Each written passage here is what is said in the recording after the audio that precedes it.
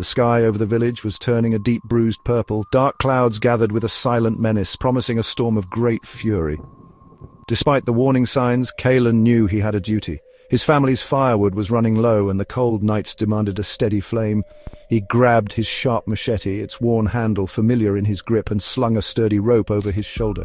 The wind began to whip through the trees, carrying the first heavy drops of rain. His wife had pleaded with him not to go, her eyes wide with worry. But Kalen was a stubborn man. He believed he could be quick, in and out of the jungle before the heavens truly opened up. He gave her a reassuring nod and stepped out from the shelter of his hut, heading towards the imposing wall of green that marked the jungle's edge. The jungle greeted him with an immediate, oppressive humidity. The air was thick and heavy, making each breath feel like a conscious effort. Rain began to fall in earnest now, drumming a relentless rhythm on the giant leaves above. The familiar path he usually took was already turning into a slick, muddy stream, forcing him to watch every step. The sounds of the jungle were different in a storm. The usual chirps of birds and calls of monkeys were gone, replaced by the groaning of ancient trees and the hiss of the wind. Hunger gnawed at his stomach, a reminder that he had skipped his midday meal to get this chore done. He pushed deeper, his eyes scanning the forest floor for fallen branches, his mind focused solely on the task at hand. Kalen ventured further than he normally would, searching for dry, solid wood that hadn't yet been soaked by the downpour. He found a large, fallen teak tree, its branches perfect for his needs. He set to work, the sharp thwack of his machete echoing strangely in the storm-filled silence. He worked quickly, his muscles burning with effort as he chopped the wood into manageable pieces. The rain plastered his hair to his forehead and ran in rivulets down his back, but he ignored the discomfort. The pile of wood grew steadily beside him. He felt a small sense of accomplishment, believing he had beaten the storm. He was tired, hungry, and soaked to the bone, but his mission was almost complete. Finally, with a pile of wood large enough to last his family for a week, Kalen began to bundle it with his rope. The light was fading fast, not just from the setting sun, but from the thick black storm clouds that now completely blanketed the sky. A deep rumble of thunder rolled through the jungle, shaking the very ground beneath his feet. A sudden primal sense of unease washed over him. He felt watched. It was a feeling he had learned to trust in his years living by the jungle. He paused his work, his hand resting on the hilt of his machete, and slowly scanned the dense, shadowy undergrowth around him. The rain was a curtain, hiding the world from his eyes. He saw nothing, but the feeling of being hunted did not go away. The ground near the fallen tree was a churned-up mess of mud and decaying leaves, softened by the relentless rain. Hidden beneath this murky surface, something ancient and powerful lay in wait. It was a creature of patience, a colossal reticulated python, its scales a perfect camouflage of mud brown and shadow black. Disturbed by the vibrations of Kalen's chopping, it had remained perfectly still. A coiled spring of muscle and instinct. The snake was a master of the ambush, its cold, unblinking eyes fixed on the source of the disturbance. It felt the heat radiating from Kalen's body, a warm beacon in the cool, wet jungle. The python was hungry, and this unexpected meal was too good to ignore. It waited for the perfect moment to strike, its massive body tensing in anticipation. As Kalen bent down one last time to tighten the rope around his bundle of wood, the world erupted. With explosive force, the python launched itself from the mud.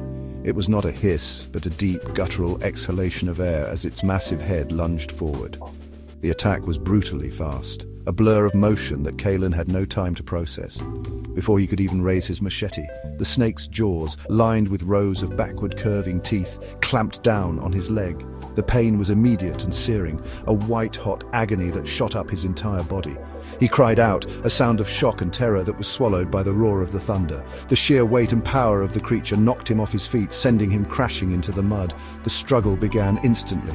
The python's primary weapon was not its bite, but its immense constricting power. As Kalen lay stunned in the mud, the snake's thick, muscular body began to wrap around him. The first coil went around his legs, pinning them together with crushing force. He could feel his bones creaking under the pressure. Panic gave way to a desperate fight for survival. He thrashed wildly, his hands sinking into the mud as he tried to push the creature away, but it was like trying to move a living wall of muscle.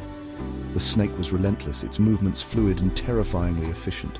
Another coil snaked its way around his waist, tightening with incredible speed and squeezing the air from his lungs.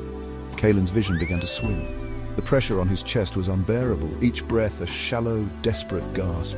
The jungle, the rain, the pain, it all began to merge into a terrifying, suffocating nightmare. His machete had been flung from his grasp when he fell, and it now lay just out of reach, its blade glinting mockingly in the dim light. He clawed at the snake's body, his fingernails scraping uselessly against its slick, powerful scales. The python continued its deadly work, its head now hovering near his, its forked tongue flicking out to taste the air. Kalen could feel his strength fading, the darkness closing in at the edges of his sight. He was trapped, helpless, and being squeezed into oblivion by a monster born from the jungle's oldest fears. Back in the village, the storm raged with full intensity. Kalen's wife, Ilara, paced the floor of their small hut, her heart a drum of anxiety. Hours had passed since her husband had left, the sun had set, and the jungle was now a place of absolute darkness, made even more terrifying by the howling wind and crashing rain. She knew Kalen was strong and capable, but she also knew the jungle respected no man, especially not in a storm like this. Every clap of thunder made her jump, and every shadow cast by their flickering lamps seemed to twist into a menacing shape. She peered out into the black, rain-swept night, hoping to see the familiar silhouette of her husband returning. But there was only the storm. Fear, cold and sharp, began to take root in her heart. Unable to bear the waiting any longer, Ilara ran through the rain to the hut of the village elder, her clothes soaked in seconds. Bursting in, she explained her fears, her voice trembling with desperation. The elder, a wise old man named Borin, listened patiently, his face grim. He understood the gravity of the situation immediately. No one should be in the jungle after dark, and certainly not during a storm of this magnitude. Kalen was not just late, he was in danger. Borin wasted no time. He struck a large wooden drum that stood in the center of the village, its deep, resonant booms cutting through the noise of the storm. It was a sound of alarm, a call that every villager recognized. It meant one of their own was in trouble. Doors flew open and worried faces appeared in the torchlight. The men of the village gathered, their expressions serious as Borin explained that Kalen was missing. A wave of collective fear and concern washed over the small crowd. They all knew the dangers that lurked in the jungle after nightfall: jaguars, venomous vipers, and other older things that thrived in the darkness. But they were a community, bound by loyalty and shared hardship. They would not abandon one of their own. A grim determination settled over the group. 3 of the village's strongest and bravest hunters, named Yorick, Fen, and Rorik, stepped forward without hesitation. They were men who knew the jungle as well as Kalen did, and their courage was legendary. Torches were lit, their flames sputtering and hissing in the rain. The 3 rescuers armed themselves with long, sharp spears and their trusty machetes. Ilara watched them, her hands clasped in prayer, her heart torn between hope and terror. Yorick, the leader of the small party, placed a reassuring hand on her shoulder. "We will find him," he said, his voice steady and confident despite the fear they all felt. With a final nod to the elder, the 3 men turned and faced the impenetrable wall of darkness that was the jungle. Holding their torches high against the storm, they plunged into the wild, their lights a tiny, fragile beacon of hope against an overwhelming and hostile blackness. Their perilous search had begun. The 3 rescuers moved through the storm-lashed jungle with practiced skill. Yorick led the way, his sharp eyes scanning the muddy ground for any sign of Kalen's path. The rain worked against them, washing away footprints and making the terrain treacherous. They called out Kalen's name, their voices straining to be heard over the roar of the wind and thunder, but only the storm answered. For what felt like an eternity, they found nothing. The jungle seemed determined to keep its secrets. Then Fen, whose eyes were the sharpest, spotted something unnatural in the mud, the faint glint of a machete blade. They rushed forward, their hearts pounding with a mixture of hope and dread. The scene that their torchlight revealed stole the breath from their lungs.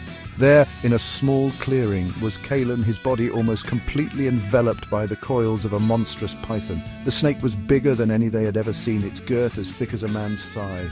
Kalen was pale and barely conscious, his face a mask of agony. The snake, disturbed by the approaching lights and sounds, lifted its massive head and issued a low, threatening hiss. For a moment, the 3 men were frozen by the sheer horror of the sight, but the sight of their friend being crushed to death snapped them into action. There was no time for a plan, only for raw, desperate courage. Yorick let out a fierce war cry, a sound meant to startle the beast and bolster his own nerve, and charged forward, his spear aimed at the creature's head.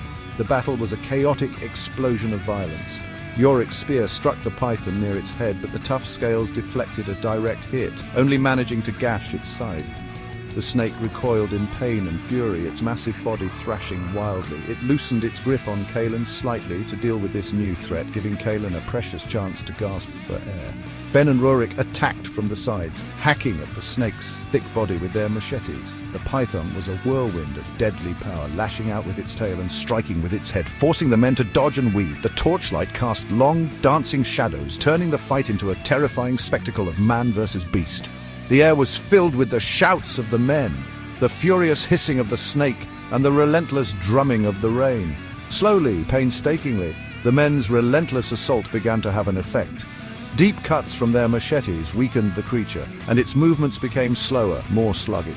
Yorick, seeing an opening, drove his spear with all his might into the snake's body, anchoring it to the ground. With the beast momentarily pinned, Fen and Rorik worked frantically to uncoil it from Kalen's body, their hands pulling at the powerful muscle. Finally, they managed to free him, dragging his limp form away from the still thrashing python. The fight was won, but the cost was high. The clearing was a scene of carnage, and the great snake lay dying in the mud. The rescue was a success, but the image of the fight and the sheer power of the jungle predator would be burned into their memories forever. They had faced the jungle's wrath and barely survived.